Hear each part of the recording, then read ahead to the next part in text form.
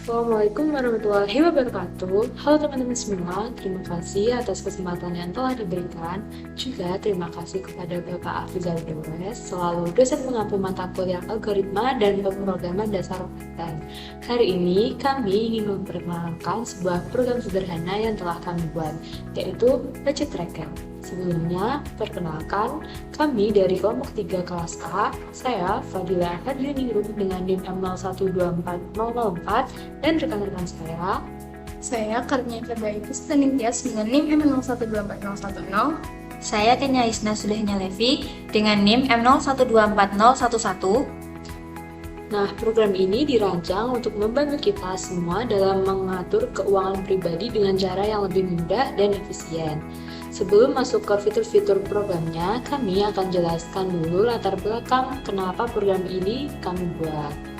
Pertama, banyak orang mengalami kesulitan dalam mencatat pemasukan dan pengeluaran mereka, entah karena sibuk, lupa, atau memang belum terbiasa mengelola keuangan secara rutin.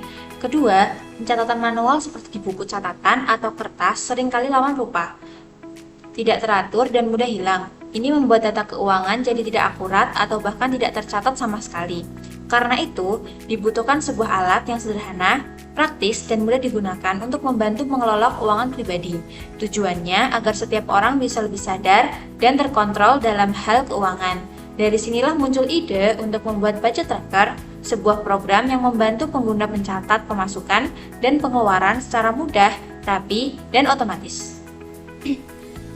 Nah, setelah melihat berbagai permasalahan tadi, kami pun merumuskan tujuan utama dari pembuatan program Budget Tracker ini. Yang pertama, untuk membantu pengguna dalam mengatur keuangan pribadi secara lebih terarah. Dengan catatan yang baik, kami bisa tahu kemana arah uang kita itu pergi dan mulai mengatur prioritas pengeluaran. Kedua, program ini juga bertujuan membiasakan pengguna mencatat pengeluaran secara rutin. Ini penting agar kita itu bisa membangun kebiasaan finansial yang sehat. Dan yang ketiga, budget tracker yang akan secara otomatis menampilkan ringkasan saldo. Jadi, pengguna bisa langsung melihat sisa uang yang dimiliki tanpa harus menghitung manual. Dengan tiga tujuan ini, diharapkan pengguna bisa lebih sadar, teratur, dan bijak dalam mengelola keuangan mereka sehari-hari.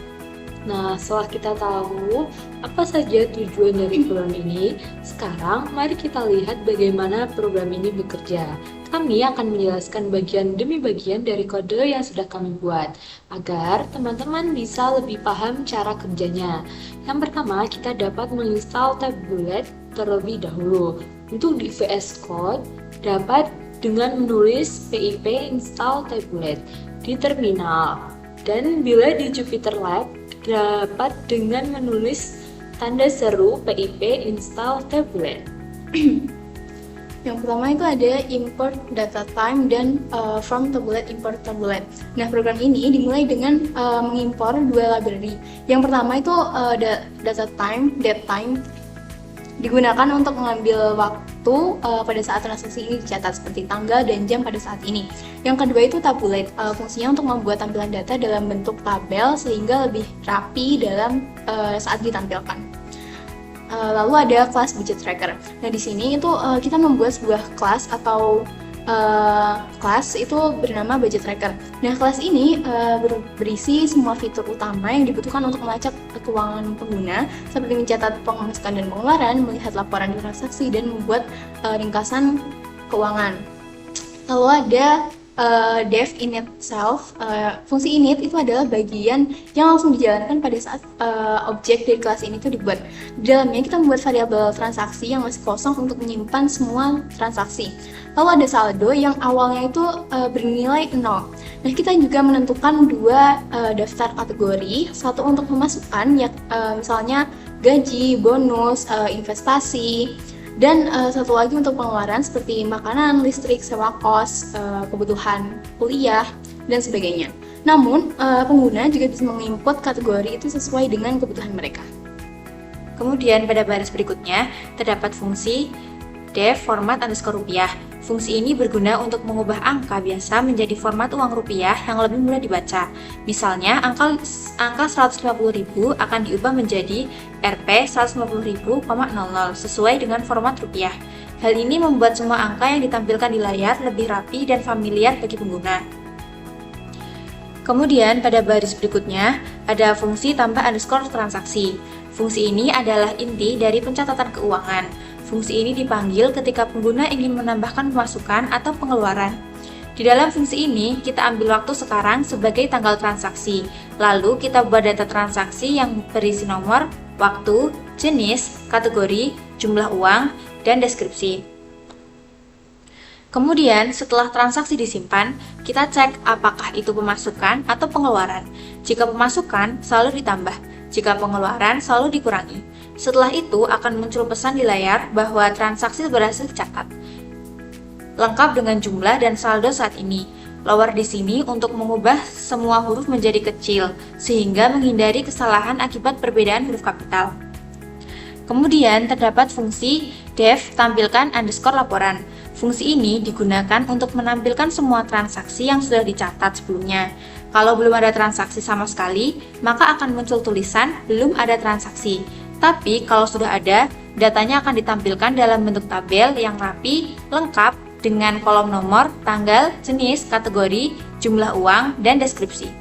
Selanjutnya ada def ringkasan underscore keuangan. Fungsi ini membuat ringkasan dari seluruh keuangan. Kita hitung total pemasukan dan total pengeluaran dari semua transaksi. Kemudian kita tampilkan saldo saat ini. Program ini juga menghitung pengeluaran berdasarkan kategori, sehingga kita bisa melihat pengeluaran terbesar kita ada di kategori mana.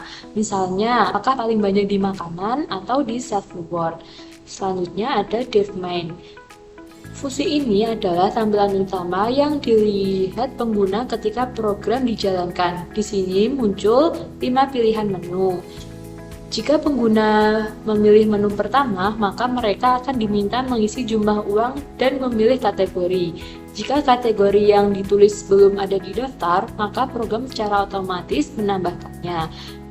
Hal yang sama juga berlaku saat menambahkan pengeluaran. Lalu ada try and expect. Untuk mengatasi error supaya program tidak berhenti mendadak. Program akan terus berulang dalam bentuk menu seperti ini sampai pengguna memilih keluar. Selanjutnya, baris terakhir ini memastikan bahwa program akan langsung berjalan mulai dari fungsi main jika file ini dijalankan. Ini adalah standar dalam program Python agar bisa tahu titik masuknya dari mana. Setelah kita pelajari bagian-bagian codingnya, sekarang saatnya kita lihat bagaimana program ini berjalan secara langsung. Berikut adalah demo dari program budget tracker saat digunakan untuk mencatat pemasukan dan pengeluaran. Kita akan coba masukkan beberapa data, lalu lihat ringkasan anggaran dan detail pengeluarannya. Oke, ini langsung kita run aja. Nah, lalu di sini akan muncul 5 menu. Yang pertama itu ada tambah pemasukan, tambah pengeluaran, yang ketiga ada lihat laporan transaksi, yang keempat ada lihat ringkasan keuangan, lalu ada yang kelima itu ada menu untuk keluar.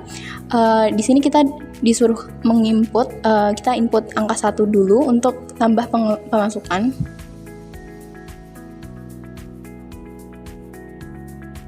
Lalu kita memasukkan jumlah uangnya, jumlah pemasukannya dalam bentuk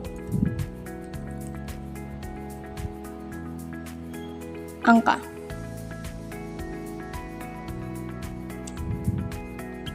Lalu di sini kita ada kategori yang tersedia, nanti kita tinggal tulis aja.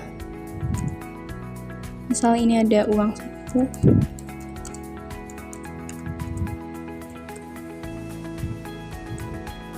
Nah, di sini karena kategori yang tersedia itu uang saku itu nggak tersedia, maka dia akan langsung otomatis menambahkannya. Lalu di sini ada deskripsi yaitu opsional, kita bisa lewati saja. Lalu di sini kita akan ada pemberitahuan bahwa transaksi itu berhasil dicatat dan saldo saat ini yaitu 1.500.000. Lalu yang kedua, kita bisa menambahkan pengeluaran. Kita pilih angka 2. Kita masukkan jumlah pengeluarannya. Misal 300.000 untuk makan.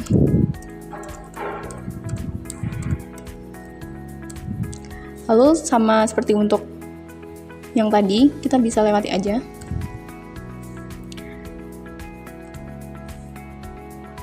Lalu yang ketiga, kita pilih yang ketiga, lihat laporan transaksi. Nah, di sini akan muncul dalam bentuk tabel karena di coding tadi kita sudah menambahkan tabulate. Lalu di sini ada nomor, tanggal, jenis, kategori, jumlah, dan deskripsi.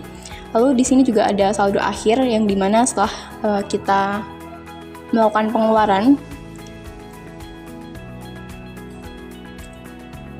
lalu kita bisa lihat ringkasan keuangan. Nah, di sini kita bisa melihat total pemasukan, total pengeluaran, saldo saat ini, dan juga pengeluaran per kategori itu ada di mana yang paling besar. Gitu. Lalu kode ini akan terus berulang sampai di mana pengguna itu menginput angka 5 yaitu keluar.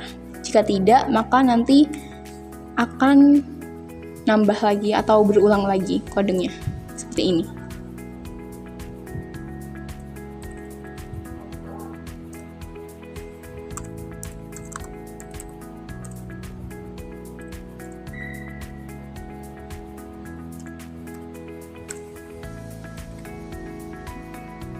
Lalu setelah kita keluar atau memilih angka 5, itu akan ada pesan terima kasih telah menggunakan aplikasi. Nah, itulah tadi demo singkat dari program Budget Tracker. Bisa kita lihat, program ini cukup sederhana tapi fungsional dan bisa membantu mencatat serta memantau keuangan pribadi dengan lebih rapi. Dengan adanya program ini, kami berharap pengguna bisa lebih mudah dalam mengelola keuangan sehari-hari tanpa perlu mencatat manual lagi. Terima kasih banyak sudah menyimak presentasi kami dari awal sampai akhir. Semoga bermanfaat dan sampai jumpa. Wassalamualaikum warahmatullahi wabarakatuh.